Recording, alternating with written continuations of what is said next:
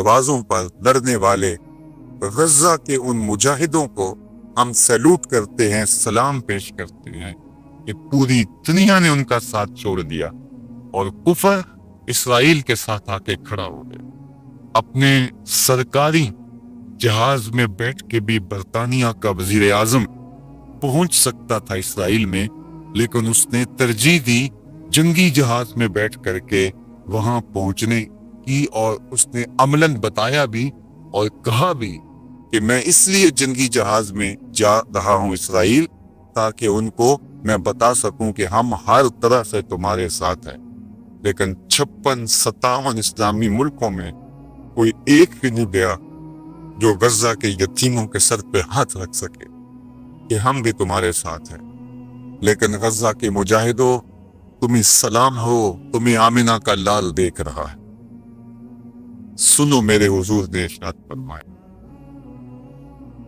والذی، ارشاد فرمایا حضور نے کہ قرب قیامت میں جب دجال آئے گا، ابھی تو دجال کا ظہور ہونے والا ہے، دجالی قوتوں کا ظہور ہے، لیکن فرمایا قرب قیامت میں جب دجال آئے گا تو میرے غلام اس کے مقابلے میں نکلی گئے، حق کے راستے پہ اپنا سب کچھ کٹوانے کے لیے۔ سنو، صحاح کی روایت ہے، انی لعارف اسماءہم، میں اپنے ان غلاموں کو نام بنام جانتا، واسماء آبائہم، ان غلاموں کے ماں باپ کے ناموں کو بھی جانتا۔ کہانی ختم نہیں ہوئی، وَأَلْوَانَ خُيُولِهِمْ، جن سواریوں پر چڑھ کے جہاد کریں گے میں محمد ان سواریوں کے رنگوں کو بھی جانتا۔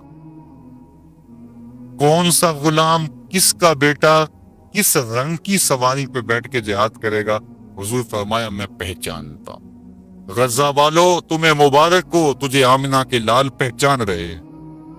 زمانہ تمہیں چھوڑ دے، میں پرواہ نہیں ہونی چاہیے، اس لیے کہ آمنہ کے لال تمہیں پہچانتے بھی ہیں، تمہیں جانتے بھی ہیں، اور جن سواریوں پہ تم جہاد کر رہے ہو ان سواریوں کے رنگوں کو بھی پہچان، اور یہ جہاد کبھی ختم نہیں ہوگا۔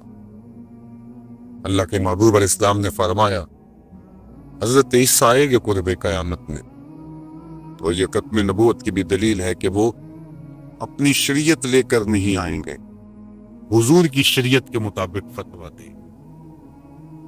مسجد اموی کے شرقی مینار سے نیچے اتریں گے، آسمان سے نیچے اتریں گے تو فرشتوں کے کندھوں پہ ہاتھ رکھا ہوگا، تازہ وضو کے آثار ان کے بدن سے ہویدا ہوں گے اور قطرے ٹپک رہے ہوں گے پانی کے زلفوں سے۔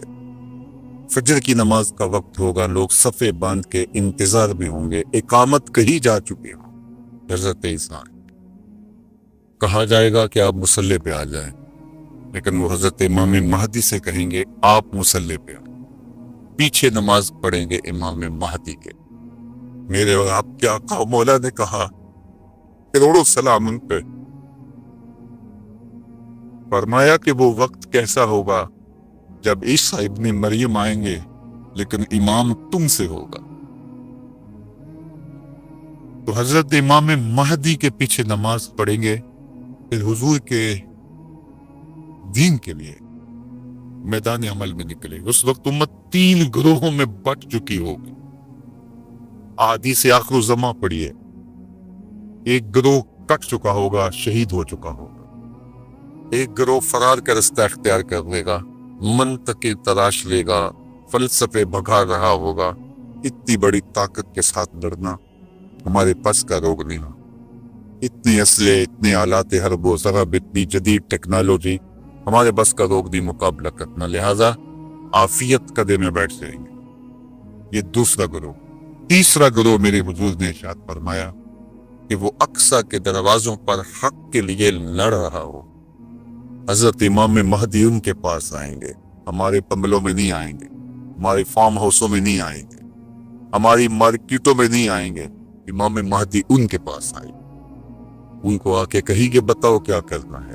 حضرت عیسیٰ ان کے پاس آئیں گے اور کہیں گے بتاؤ کیا کرنا ہے، یا تو میں بد دعا کرتا ہوں اور یہ سارے جو ہیں وہ آغوش موت میں چلے جائیں گے اور تمہیں فتح ہو جاتی، اور یا پھر ہم ان کے ساتھ لڑتے ہیں، اللہ ہمیں فتح دے۔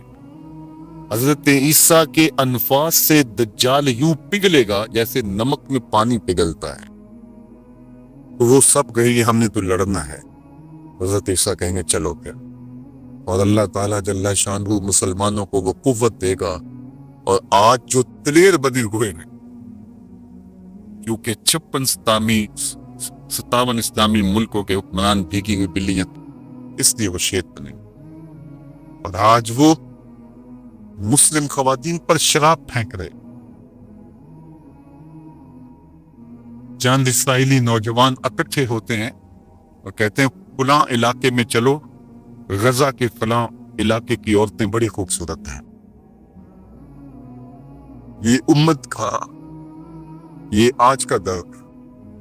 لیکن ہمارے سینے میں ٹھنڈ بڑھتی ہے حضور کے ان فرامین کو پڑھ کے کہ یہ کسی پتھر کے پیچھے چھپ کے پناہ لینا چاہیں گے تو مخبر صادق آمنہ کے لال نے فرمایا وہ پتھر آواز دے کے مسلم مجاہد کو کہے گا ادھر آ، یہ ظالم میرے پیچھے چھپا ہوا ہے.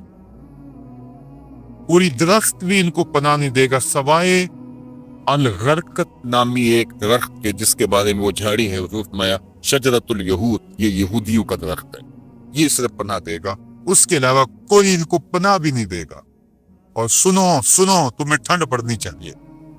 ہمارا اندر سلگ رہا ہے اس وقت امت کے حالات کو دیکھ کے، لیکن خزاں کے بعد کا موسم بہار ہوتا ہے. انشاءاللہ وہ وقت آنے والا ہے اور یہ حضور کا فرمان اور صحیح حدیث ہے. اللہ کے محبوب نے ارشاد فرمایا پتھر اور گارے سے اور اینٹ